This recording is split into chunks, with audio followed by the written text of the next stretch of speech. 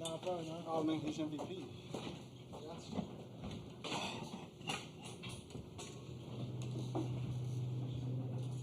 A friendly reminder before we start the press conference, please no videotaping, video recording of the press conference. Thank you. My mouth is so dry.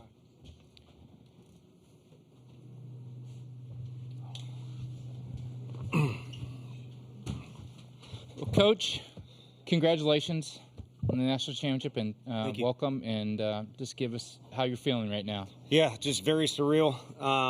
Hard to center yourself, which is a good thing. Being lost in the moment, I guess. Nothing too intelligent to say, other than the first thing to say is I hope the fans that have turned this into an insane party, an insane event, got the series that they wanted and that they deserved. It clearly could have been either team's trophy tonight. So congrats to Texas A&M. I mean, you cross paths with players in Hoover and just on the field. And in particular, some of their mainstays are just incredibly cool guys. And then also, I was given an opportunity to experience something different than University of Missouri. So I owe, a thank you to the head coach of Texas A&M, who did a phenomenal job and made an incredible hire this year too. So congrats to Coach Schlossnagle and Texas A&M and their fans that have always kind of blown my mind ever since I was at Missouri. We went to a football game there, and it was unbelievable. Everybody was pretty friendly till Brad Smith did his thing, but Texas A&M's definitely won their fair share of football games. So enough rambling. No better team to win for University of Tennessee than a bunch of guys that were truly the definition of a team, and no better play for our program to, I think, be the winning run on that slide. A guy that's just built with a ton of grit, and his teammates follow his leadership, and it's a great example of how this group got things done. Thank you, Coach. We'll open questions right now for the student athletes. Hunter, can you take us through the slide? Yeah, I know KT really hit that ball hard, and you could probably say I was assuming a little bit at the very beginning off the bat that I thought he got enough of it, but peeked in, saw that it stayed in, and it took a really good bounce right to Lavalette, and when I saw that, I knew I kind of had to get on my horse, and Dean was pretty much telling me outside, and the throw actually ended up carrying the guy to the outside. So it's just natural instinct trying to make a play right there and get back on the inside part of the bag. And just was able to avoid the tag right there and ended up being a pretty big run. Questions for the players? We brought them in here. Hey, Dylan, just walk me through the big at bat, and everything that was going on in your head, seeing that ball fly out the way it did, and then the reaction from your teammates and your coaches, just the moment overall for you. Yeah, I kind of blacked out again in that moment. I know first pitch I overswung on a heater way up, and then I kind of just told myself, I said, just see the ball deep and just put a good swing on something. And he threw me a changeup over the middle, and I just almost tried to be late on it to stay back and put a good swing on it. Any other questions for the players?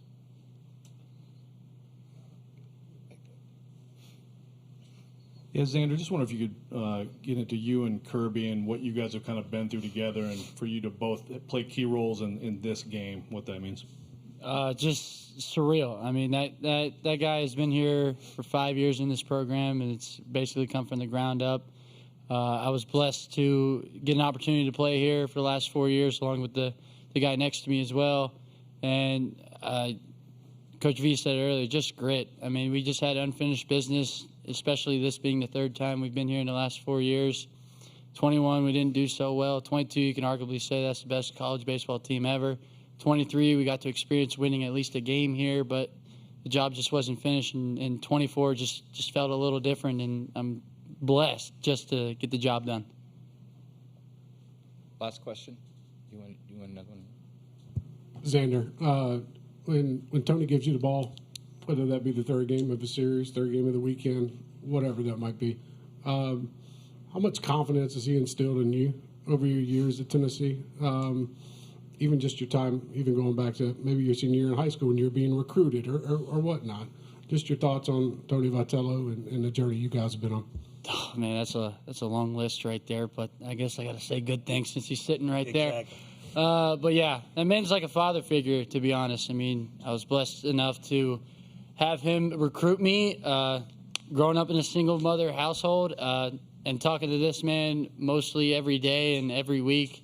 He was just like a father figure to me, and I went on my recruiting visits, and I bought a hat here in the alumni Vol shop, and I go back home and I realized that out of all the recruiting visits, the only thing I bought was a Tennessee hat. So it just felt like home, and I'm glad that we finally got it done, and I couldn't be more happier for this program and the way it's been built. And I know I see Danny White back there, so I'm going to put it out there. I hope there is a lifetime contract coming soon for Coach Vitello. Well, gentlemen, congrats. Go back to the clubhouse and celebrate with your teammates. Thank you. Thank you. Thanks, guys.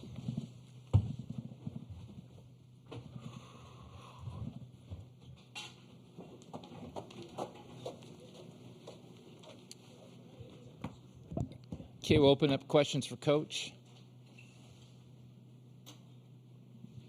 Tony, there's been a lot of talk tonight about grit or blue collar, and just how have you tried to embody that in the program and bring those kinds of players to Knoxville to get a moment like this one?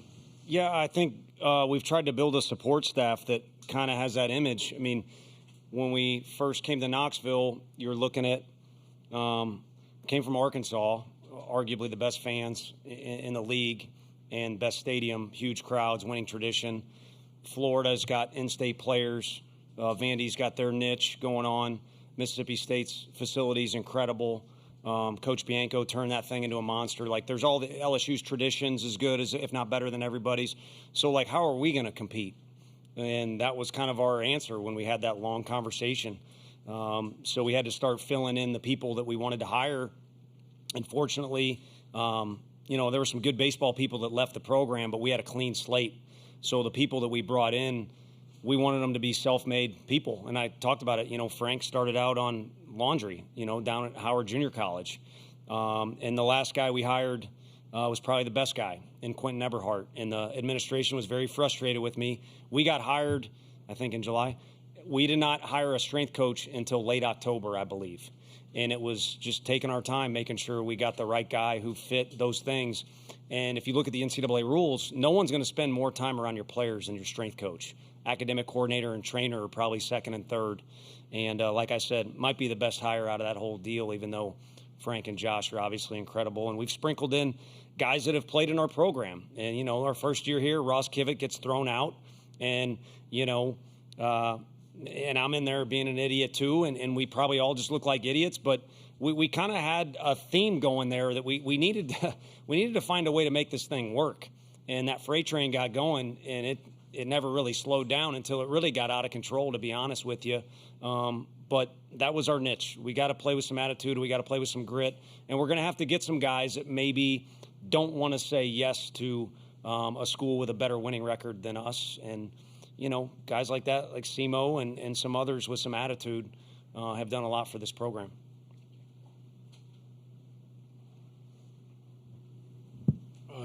Tony, when you look at the support from other staff members at Tennessee, other coaches who make the trip, people that ring up your phone and text you and blowing you up at night, what does that say about the University of Tennessee and what you guys have built collectively with this baseball program, especially the way it's headed now, the new stadium and your lifetime contract, according to Xander, and whatnot?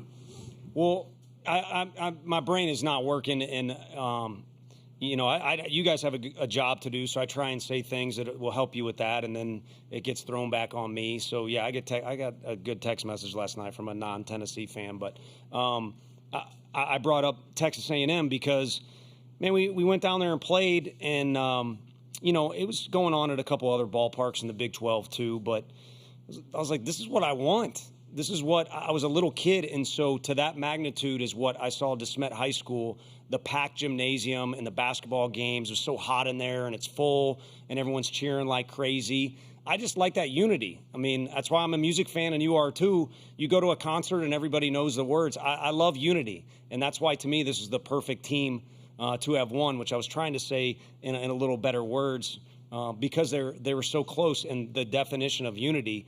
And my wish came true. Again, I remember that being as a player. I was talking with Ryan Rallo, who was here tonight. Like, look at these people and what are these chants they're talking about? And now I get to live that out.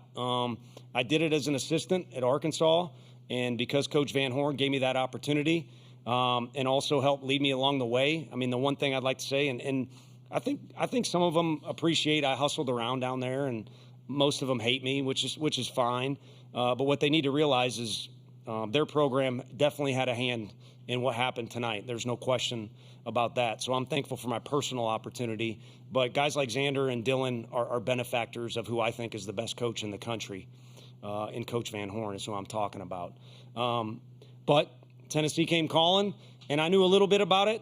I knew it had those ingredients, but I've been blown away at how friendly everybody is, how involved everybody is.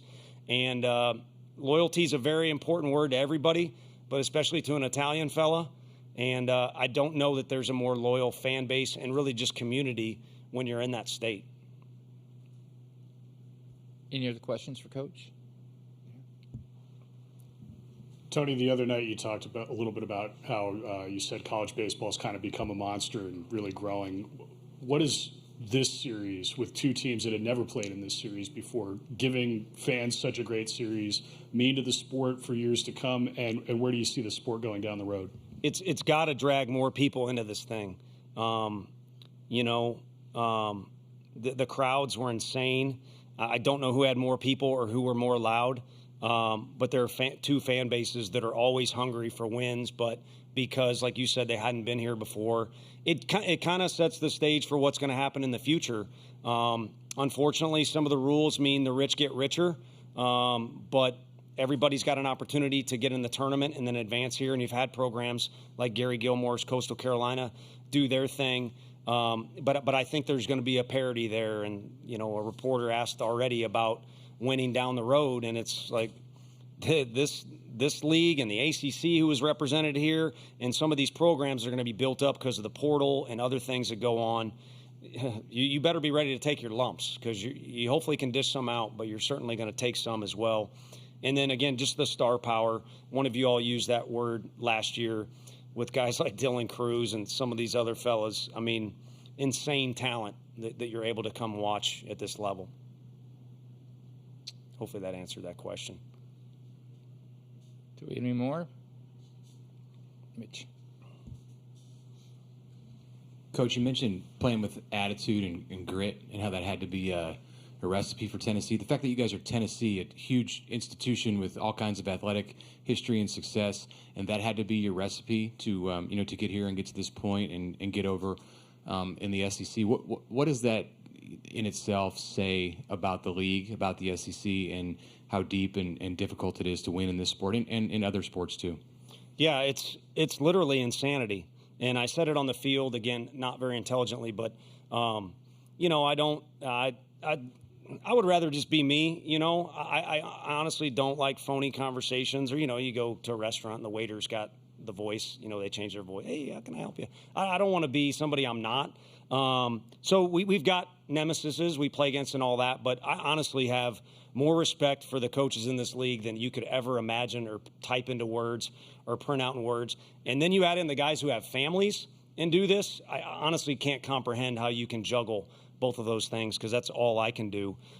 So like Coach Heupel and Coach Barnes, their sports are the same. It was so good to see them. You have to lean on other people to survive this thing, because it is a monster and the traditions are so deep. And you did mention our university. No sympathy. We got all the resources in the world with where we're at. But it's a place where we kind of had to build a foundation to catch up with, again, some of these other storied programs. And I don't think you ever, I guess Coach Saban would argue, but you don't ever really get to a point where you can look down on everybody, because the instant you do that, you're probably going to take an uppercut from one, if not multiple places. Coach, congratulations. Thank you. For the great, and just congratulations on this national championship. Thank you. I appreciate it, and thank you so much to everybody that ran this thing the way it does, and the people that cover our sport too, because we got great people to cover, but you got to do it and get people's attention. So thank you so much. Congrats. Thank you. Appreciate it. That was our comment.